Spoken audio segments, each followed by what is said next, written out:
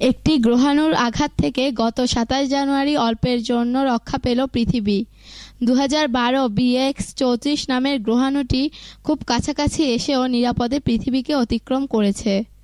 গ্রহাণুটি ছুটতে ছুটতে চাঁদের চেয়েও কম দূরত্বে পৃথিবীর কাছাকাছি চলে আসে। মহাকাশ পর্যবেক্ষকেরা এই ঘটনাকে অল্পের জন্য রক্ষা হিসেবে বর্ণনা করেছেন। গ্রহাণুটির ব্যাস ৬ থেকে ১৯ মিটারের মধ্যে ছিল। শুক্রবার গ্রিনিচ সময় ৩টার দিকে এটি পৃথিবীর ৭৭,০০০ কিলোমিটারের কাছাকাছি চলে আসে। অল্পের জন্য এটি লক্ষ্যভ্রষ্ট হয়েছে। এ পর্যন্ত পৃথিবীর খুব কাছাকাছি এসেছে এমন শীর্ষ ২০-এর তালিকায় এটি থাকবে।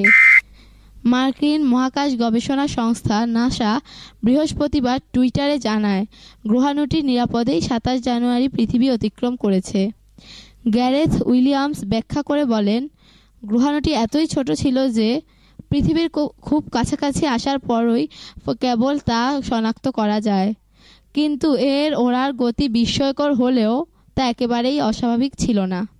তবে গ্রহাণুটি পৃথিবীতে আছড়ে পড়লেও ক্ষতির আশঙ্কা ছিল না বলে মহাকাশ বিজ্ঞানীরা জানিয়েছেন।